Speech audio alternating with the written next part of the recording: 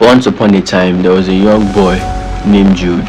Right, Jude was at this time 10 years old. He was a son of a minister, a pastor. Right, he grew up in a religious home. He was actually still growing up in a religious home, but yet still, he has heard all the religious teaching that his father has taught in church. His Sunday school teachers has taught them in Sunday school. The ones his parents, his uncles have actually spoken, but yet still he was not still satisfied with their concept on who God actually is. Alright, because he heard that God, will punish you if you send you to hell. If you commit this sin and that sin, you go to hell, right? Because of this offense that you committed, you have to live like this, you have to live like that, you have to wear this, you have to don't wear this, you just have to do everything to please God in your own human nature and in your own power. So, and he looked around him and saw that everybody actually saying this were actually all hypocrites, because they came to church. His father was one of them. Came to church, preached in church. All right, they listed all these do's and don'ts, all the 10 commandments, of God. God said we should do this, don't do, thou shalt not, thou shalt not.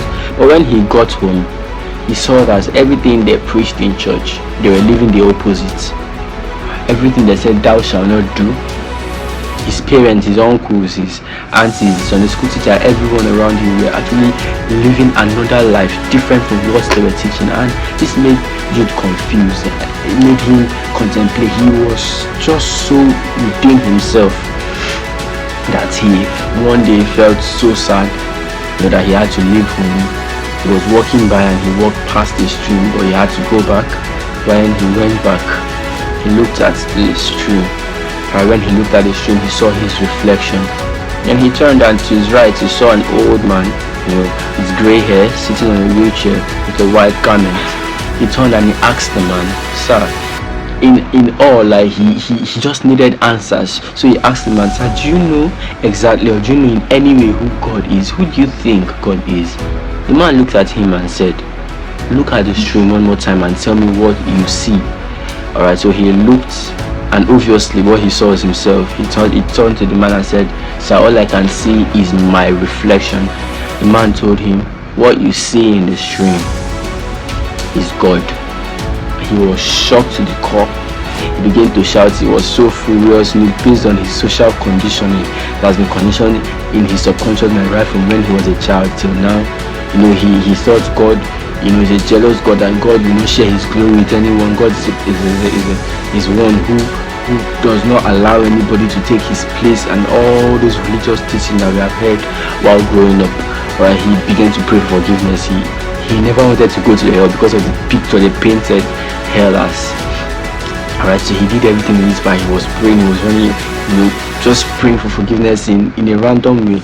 The man looked at him, and said, "My son, stop confusing yourself.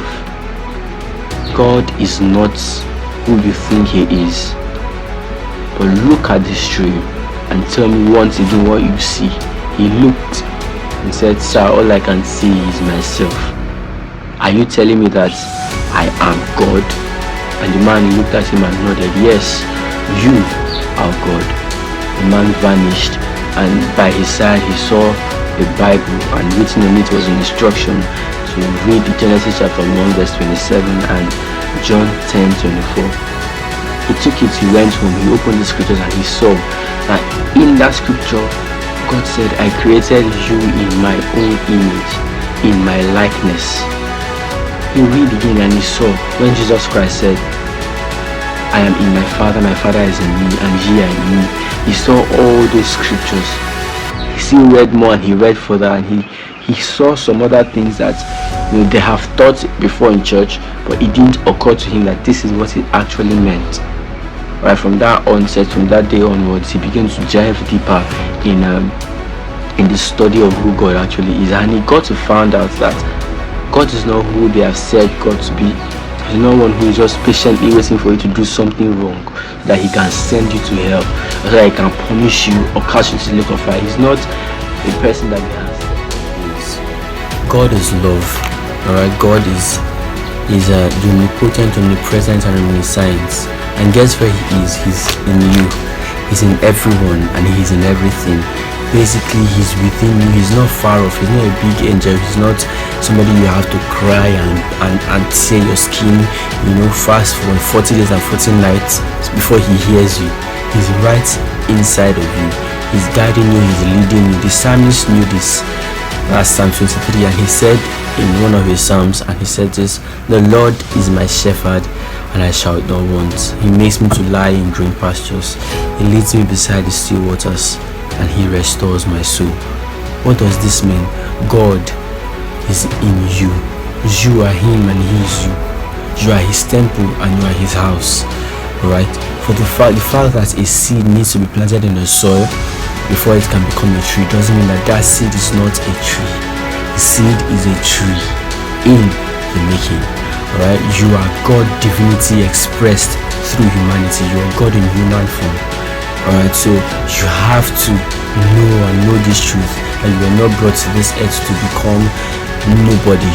Right? You are not a closed chapter. You are not brought here by God to just live an average life. You can't settle for less when your Father is the owner of everything you can think of. He created the world, still saying in that Genesis, and he gave you dominion over everything. He said, "Be fruitful and multiply, replenish the earth." You are in charge of this world. But how do you begin to exercise his dominion?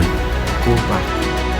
In the beginning, God said, "Let there be light," and there was light. Recall, God said, he did not bring pistol and hammer and begin to make light. He said, before you can speak, you think. What you think is what you speak. God has already seen the world before he spoke and created the world.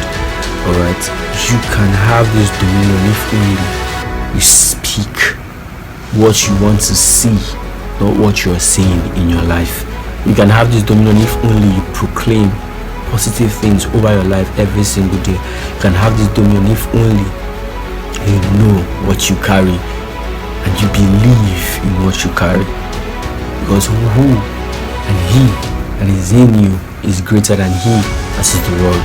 Nothing can harm you if only you believe that God is working for you and everything is working in your favor.